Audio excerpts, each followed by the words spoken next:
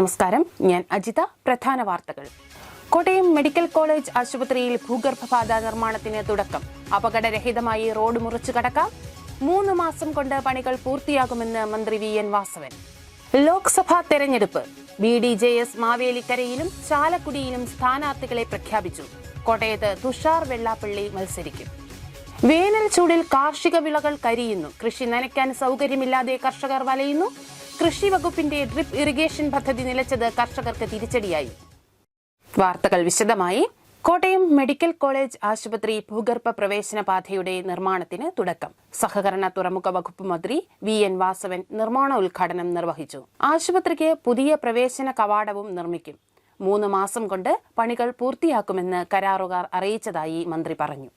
Kottayam medical college ആശുപത്രിയിൽ എത്തുന്ന രോഗികൾക്കും സന്ദർശകർക്കും ജീവനക്കാർക്കും അപകടരഹിതമായി റോഡ് മുറിച്ചു കടക്കാനുള്ള ഭൂഗർഭപാതയുടെ നിർമ്മാണോദ്ഘാടനം നടന്നു. സഹകരണ തുറമുഖ വകുപ്പ് മന്ത്രി VN വാസവൻ നിർമ്മാണോദ്ഘാടനം നിർവഹിച്ചു. 3 മാസം കൊണ്ട് തന്നെ പണി പൂർത്തീകരിക്കാൻ സാധിക്കുമെന്ന് കരാറുകാരായ പാലത്ര കൺസ്ട്രക്ഷൻസ് അറിയിച്ചിട്ടുണ്ടെന്ന് മന്ത്രി VN വാസവൻ പറഞ്ഞു. മെഡിക്കൽ കോളേജ് ആശുപത്രി കോമ്പൌണ്ടിനുള്ളിൽ പൊതുശ്മശാനം നിർമ്മിക്കുന്നതിന് 1 കോടി രൂപ MLA ഫണ്ടിൽ നിന്നും അനുവദിച്ചിട്ടുണ്ടെന്നും മന്ത്രി വ്യക്തമാക്കി. മെഡിക്കൽ കോളേജിലേക്കുള്ള 8 റോഡുകൾ റീബിൽഡ് കേരള പദ്ധതിയിൽ ഉൾപ്പെടുത്തി 122 കോടി രൂപ ചെലവിട്ട് നവീകരിച്ചു. ഏറ്റുമാനൂർ നിയോജക മണ്ഡലത്തിലെ എല്ലാ പൊതുമരാമത്ത് വകുപ്പ് റോഡുകളും BMBC നിലവാരത്തിൽ നവീകരിച്ചു കഴിഞ്ഞതായും മന്ത്രി പറഞ്ഞു.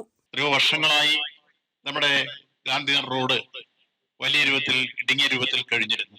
മെഡിക്കൽ കോളേജിൽ രോഗിയായി ഗാന്ധിനഗറിലെത്തിയാൽ എത്രയും വേഗം ആശുപത്രി എത്തിക്കാൻ കഴിയുന്ന 4 വരിപ്പാത ഉണ്ടാകണമെന്ന കാഴ്ചപ്പാടിലായിരുന്നു നമ്മൾ ആ പ്രവർത്തനങ്ങൾ തുടങ്ങി വെച്ചതെങ്കിൽ പല കാരണങ്ങൾ കൊണ്ട് പണ്ട് മുടങ്ങിപ്പോയി. അതുൾപ്പെടെ ഈ കാലയളവിൽ ഏതാണ്ട് 8 റോഡുകൾ റീബിൽഡ് കേരളയിൽ 122 കോടി രൂപയ്ക്കായിരുന്നു ഞങ്ങൾ ടെൻഡർ ചെയ്യിച്ചത്. അത് കൃത്യമായി സമയബന്ധിതമായി അത് പൂർത്തീകരിച്ചു കഴിഞ്ഞിരിക്കുന്നു. 8 റോഡുകളും ഇനി ഏറ്റുമാനൂർ മണ്ഡലത്തിൽ 1 റോഡ് പോലും BMBC നിലവാരത്തിൽ ചെയ്യാനില്ല. മുഴുവൻ റോഡുകളും ചെയ്തു തീർത്തിരിക്കുന്നു എന്ന സന്തോഷ വാർത്തയും അറിയിക്കുകയാണ്. ആധുനിക രീതിയിൽ പണി കഴിപ്പിക്കുന്ന മെഡിക്കൽ കോളേജ് ആശുപത്രിയുടെ പുതിയ പ്രവേശന കവാടത്തിന്റെ നിർമ്മാണോദ്ഘാടനവും മന്ത്രി ചടങ്ങിൽ നിർവഹിച്ചു. രോഗികളും സന്ദർശകരും ജീവനക്കാരും അടക്കം ദിവസവും 10,000-ഓളം പേരെത്തുന്ന കോട്ടയം മെഡിക്കൽ കോളേജ് ആശുപത്രിയിൽ അപകടരഹിതമായ സഞ്ചാരമൊരുക്കുന്നതിന് 1 കോടി 30 ലക്ഷം രൂപ ചെലവിട്ടാണ് ആധുനിക രീതിയിൽ ഭൂഗർഭപാത നിർമ്മിക്കുന്നത്. അത്യാഹിത വിഭാഗത്തിലേക്കുള്ള പ്രവേശന കവാടത്തിനരികെയുള്ള department of physical medicine and rehabilitation centre മന്ദിരത്തിന് സമീപത്തു നിന്നാണ് അടിപ്പാത തുടങ്ങുന്നത്. അവിടെ നിന്നും മെഡിക്കൽ കോളേജ് ബൈപ്പാസ് റോഡ് കുറുകെ കടന്ന് ബസ് സ്റ്റാൻഡിന്റെ പ്രവേശന കവാടത്തിന് സമീപം അവസാനിക്കുന്ന രീതിയിലാണ് പാത രൂപകൽപ്പന ചെയ്തിട്ടുള്ളത്. 18.576 മീറ്ററാണ് ഭൂഗർഭപാതയുടെ ആകെ നീളം. 5 മീറ്ററാണ് വീതി. ഉയരം 3.5 മീറ്ററും. പാതയിൽ ആധുനിക രീതിയിലുള്ള വെളിച്ച സംവിധാനങ്ങൾ ഉണ്ടാവും. രോഗികൾക്ക് ബുദ്ധിമുട്ടുണ്ടാകുന്ന പക്ഷം വിശ്രമിക്കുന്നതിനുള്ള ഇരിപ്പിടങ്ങളും പാതയ്ക്കുള്ളിൽ ഒരുക്കും. മെഡിക്കൽ കോളേജ് ആശുപത്രി അത്യാഹിത വിഭാഗത്തിന് സമീപം നടന്ന ചടങ്ങിൽ ആർപ്പൂക്കര പഞ്ചായത്ത് പ്രസിഡന്റ് അഞ്ജു മനോജ് അധ്യക്ഷയായി. തോമസ് ചാഴികാടൻ MP മുഖ്യപ്രഭാഷണം നടത്തി. News bureau, Kottayam.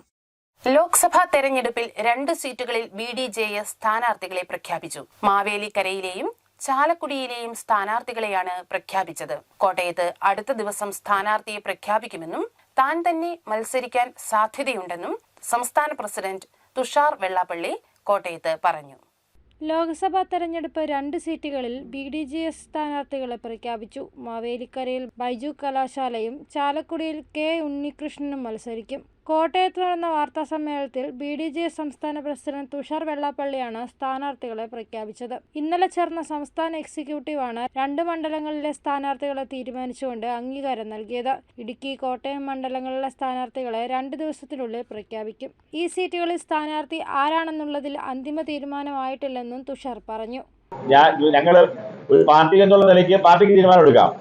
പക്ഷെ ഇവിടെയുള്ള സാമുദായികമായിട്ടുള്ള അല്ലെ മറ്റുള്ള സംഘടനകളൊക്കെ ആയി ഒന്ന് കൂടിയാലോചിച്ച് അവർക്ക് കൂടെ കൂടുതൽ ആരാണ് താല്പര്യം എന്നതനുസരിച്ച് ഞങ്ങൾ പ്രഖ്യാപിക്കാമെന്ന് ഉദ്ദേശിച്ചിട്ടാണ് ഇപ്പം ഞാൻ NSS ജനറൽ അദ്ദേഹത്തെ കണ്ടിരുന്നു.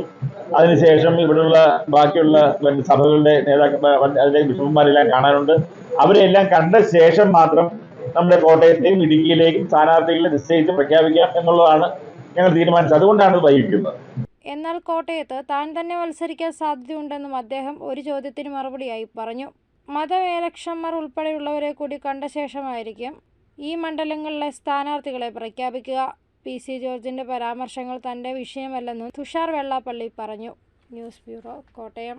കടുത്ത വേനൽ ചൂടിൽ കാർഷിക വിളകൾ കരിയുന്നു.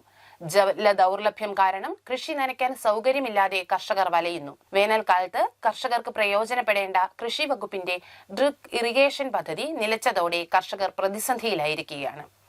വേനൽക്കാലത്ത് കർഷകർക്ക് പ്രയോജനപ്പെടേണ്ട കൃഷിവകുപ്പിന്റെ ഡ്രിപ്പ് ഇറിഗേഷൻ പദ്ധതി നിലച്ചത് കർഷകർക്ക് വലിയ തിരിച്ചടിയാകുന്നു. വിഷുവിപണി മുന്നിൽ കണ്ട് ആരംഭിച്ച പച്ചക്കറി, ഏത്തവാഴ കൃഷികൾ കടുത്ത വേനലിൽ കരിഞ്ഞുണങ്ങി. ഇവ ആവശ്യത്തിന് നനയ്ക്കുവാൻ വെള്ളവുമില്ല. കിണറ്റിൽ നിന്നും വെള്ളം കോരിക്കൊണ്ടുവന്ന് കൃഷി നനയ്ക്കേണ്ട അവസ്ഥയിലാണ് കർഷകർ. എന്നാൽ വേനൽക്കാലത്തെ ഈ പ്രതിസന്ധി മറികടക്കാൻ കൃഷിവകുപ്പ് ആരംഭിച്ച ഡ്രിപ്പ് ഇറിഗേഷൻ പദ്ധതി നിലച്ചിരിക്കുന്നത് കർഷകർക്ക് തിരിച്ചടിയായിരിക്കുകയാണ്. വേനൽക്കാലത്ത് ഓരോ വിളയ്ക്കും ആവശ്യമുള്ള വെള്ളം കൃത്യമായി ഇടവേളകളിൽ നനയ്ക്കാവുന്ന പദ്ധതിയാണ് ഡ്രിപ്പ് ഇറിഗേഷൻ. സർക്കാരിൻ്റെ നിയന്ത്രണത്തിലുള്ള റേപ്കോ ഉൾപ്പെടെ വലിയ തോതിലുള്ള ചൂഷണമാണ് ഈ മേഖലയിൽ കർഷകരോട് നടത്തിക്കൊണ്ടിരിക്കുന്നത്. ഈ ഡ്രിപ്പ് ഇറിഗേഷൻ പദ്ധതിക്കുള്ള പൈപ്പിന് 1 മീറ്ററിന് 14 രൂപയാണ് റേപ്കോ ഈടാക്കുന്നത്. എന്നാൽ കർണാടകയിൽ ഉൾപ്പെടെ ഈ പൈപ്പ് തന്നെ ഏകദേശം 4 രൂപ 50 പൈസയിൽ താഴെ നമുക്ക് ലഭിക്കുന്ന ഒരു സാഹചര്യമുണ്ട്.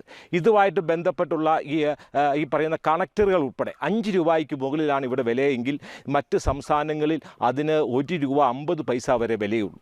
ഇതിൻ്റെ ഏറ്റവും പ്രധാനം എന്ന് പറഞ്ഞാൽ കാർഷിക മേഖലയ്ക്ക് വലിയ ഒരു കുതിച്ചുചാട്ടം ഉണ്ടാക്കാൻ സാധിക്കുന്ന ഈ തുള്ളിനന പദ്ധതി ഇന്ന് കേരളത്തിൽ പൂർണ്ണമായും നിശ്ചലമായിരിക്കുകയാണ്. പദ്ധതിക്ക് സബ്സിഡി നൽകാൻ കൃഷിവകുപ്പിന് കഴിഞ്ഞിട്ടില്ല. തമിഴ്നാട്, കർണാടക, ആന്ധ്രാപ്രദേശ് തുടങ്ങിയ സംസ്ഥാനങ്ങളിൽ ഈ പദ്ധതിക്ക് 90% സബ്സിഡി നൽകുന്നത്.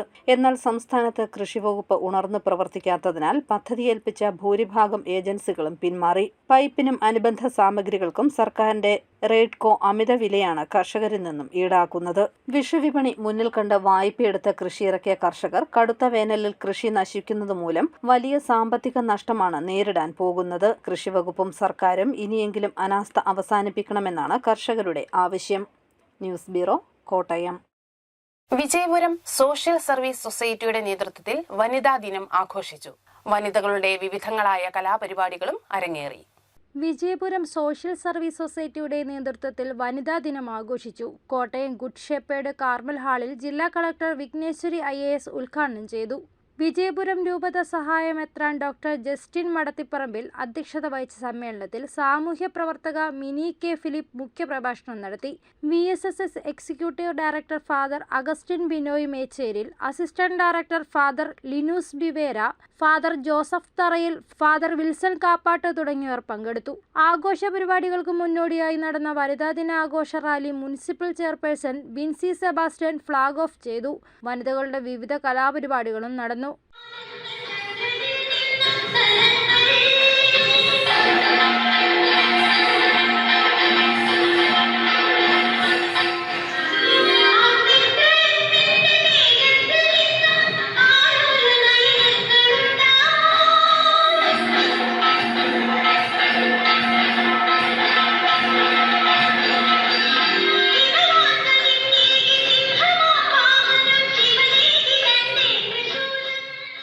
News bureau, Pampady.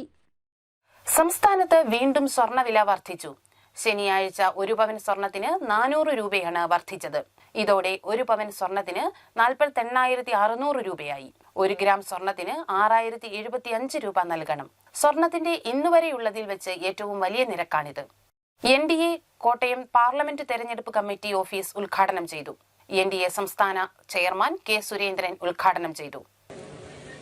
പ്രിയപ്പെട്ടവരെ, നാം നമ്മുടെ നാടിന്റെ സാമൂഹ്യ സ്ഥിതി മനസ്സിലാക്കിയിട്ടാണ് ആളുകൾ രാഷ്ട്രീയത്തിൽ മാറ്റങ്ങൾ കൊണ്ടുവരുന്നത്. കോൺഗ്രസ് എന്ന് പറയുന്ന പാർട്ടിക്ക് ഇനി ഇന്ത്യ രാജ്യത്തും കേരളത്തിലും നിലനിൽപ്പില്ല എന്ന് മനസ്സിലാക്കിയിട്ടാണ് ആളുകൾ BJPയിലേക്ക് വരുന്നത്, NDAയിലേക്ക് വരുന്നത്. ഇനിയും ആളുകൾ വരും. പാമ്പാടി ബ്ലോക്ക് പഞ്ചായത്തിന്റെയും പാമ്പാടി സർവീസ് സഹകരണ ബാങ്കിന്റെയും സംയുക്ത പദ്ധതിയായ പാമ്പാടി പ്ലാവ് ഗ്രാമത്തിന് ഞായറാഴ്ച തുടക്കമാകും. രാവിലെ 9 മണിക്ക് കുറ്റിക്കൽ സഹകരണ ബാങ്ക് ഓഡിറ്റോറിയത്തിൽ നടക്കുന്ന യോഗത്തിൽ സഹകരണ തുറമുഖ വകുപ്പ് മന്ത്രി VN വാസവൻ പദ്ധതി ഉദ്ഘാടനം ചെയ്യും. പാമ്പാടിയിൽ വീട്ടുമുറ്റത്ത് യുവതിയെ പൊള്ളലേറ്റ നിലയിൽ കണ്ടെത്തി. കഴിഞ്ഞ വർഷം പാമ്പാടിയിൽ സിവിൽ പോലീസ് ഓഫീസറെ ആക്രമിച്ചു പരിക്കേൽപ്പിച്ച പ്രതിയുടെ ഭാര്യയാണ് പൊള്ളലേറ്റത്. ആത്മഹത്യക്ക് ശ്രമിച്ചതാണെന്ന് യുവതി പോലീസിന് മൊഴി നൽകിയിട്ടുണ്ട്. 80% പൊള്ളലേറ്റ യുവതിയെ പോലീസും ഫയർഫോഴ്സും നാട്ടുകാരും ചേർന്ന് കോട്ടയം മെഡിക്കൽ കോളേജ് ആശുപത്രിയിൽ പ്രവേശിപ്പിച്ചു. കുടുംബമാണ് ഏറ്റവും വലിയ കലാലയമെന്ന് പാലാ ബിഷപ്പ് മാർ ജോസഫ് കല്ലറങ്ങാട്ട്. കവിക്കുന്ന് സെന്റ് ഇൻഫ്രൻസ് UP സ്കൂൾ ശതാബ്ദി ആഘോഷ സമാപനം ഉദ്ഘാടനം ചെയ്യുകയായിരുന്നു അദ്ദേഹം. പാലാ കവിക്കുന്ന് സെന്റ് ഇഫ്രേംസ് UP സ്കൂൾ ശതാബ്ദി ആഘോഷങ്ങൾ സമാപിച്ചു. കുടുംബമാണ് ഏറ്റവും വലിയ കലാലയമെന്ന് സമാപനം ഉദ്ഘാടനം ചെയ്ത് പാലാ ബിഷപ്പ് മാർ ജോസഫ് കല്ലറങ്ങാട്ട് പറഞ്ഞു. മാതാപിതാക്കളാണ് ഏറ്റവും നല്ല അധ്യാപകർ. നമ്മുടെ കുട്ടികൾക്ക് വേണ്ടി എന്ത് ത്യാഗം ചെയ്താലും അത് നഷ്ടമാവില്ല. കുട്ടികൾ സ്നേഹവും വാത്സല്യവുമെല്ലാം കരസ്ഥമാക്കുന്നത് കുടുംബത്തിൽ നിന്നുമാണ്. കുടുംബത്തിന്റെ തുടർച്ചയാണ് കലാലയങ്ങൾ. വീട്ടിൽ കുട്ടികളെ എങ്ങനെ കരുതൽ നൽകുന്നുവോ അങ്ങനെ തന്നെയാണ് പള്ളിക്കൂടങ്ങളിൽ അധ്യാപകർക്ക് കുട്ടികളോടുള്ള കരുതൽ എന്നും മാർ ജോസഫ് കല്ലറങ്ങാട്ട് ചൂണ്ടിക്കാട്ടി. നമുക്കുള്ള ചിന്തകൾ നല്ലതുപോലെ പറയുന്നതിനും പഠിപ്പിക്കുന്നതിനുമൊക്കെ അധികാര പരിശീലനം മാതൃഭാഷയിൽ തന്നെ കിട്ടേണ്ടതായിട്ടുണ്ട്.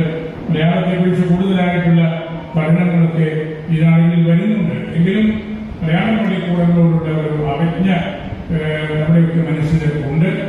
അത് മാറ്റിയെടുക്കാനാണ് ഇത്തരം സെന്റിനറി സെലിബ്രേഷൻസ് നടത്തേണ്ടത്. അതായിരിക്കണം അതിന്റെ ഉന്നം. നമ്മുടെ കുഞ്ഞുങ്ങൾ നമ്മുടെ പള്ളിക്കൂടത്തിൽ നമ്മുടെ ഭാഷയിൽ പഠിക്കണം. അത് കേരളത്തിന്റെ അടിസ്ഥാനപരമായ പൈതൃകമാണ്. മാനേജർ ഫാദർ ജോസഫ് വടകര അധ്യക്ഷത വഹിച്ചു. Corporate education agency secretary father George Pullukalayil അനുഗ്രഹ പ്രഭാഷണം നടത്തി. മാണി സി കാപ്പൻ MLA പൂർവ്വ അധ്യാപകരെയും പൂർവ്വ വിദ്യാർത്ഥികളെയും ആദരിച്ചു.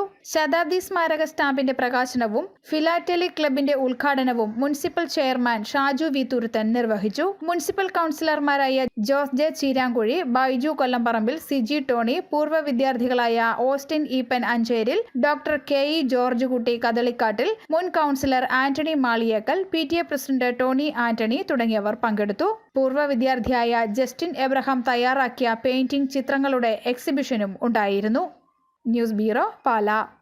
പാലാ സോഷ്യൽ സർവീസ് സൊസൈറ്റിയുടെ പാലാ സോണലിന്റെ വാർഷികം ആഘോഷിച്ചു. ഇതോടനുബന്ധിച്ച് പുഷ്പ ഫല സസ്യവിള പ്രദർശനവും നടന്നു. Pala social welfare society Pala zonal വാർഷികവും കാർഷിക മഹോത്സവവും വനിതാ ദിനാഘോഷവും നടന്നു. ലാലം പഴയപള്ളി പാരിഷ് ഹാളിൽ നടന്ന പരിപാടികൾ മാണി സി കാപ്പൻ MLA ഉദ്ഘാടനം ചെയ്തു. അപ്പം മൂല്യവർദ്ധിത ഉൽപ്പന്നങ്ങൾ ഉണ്ടാക്കാൻ കഴിയും.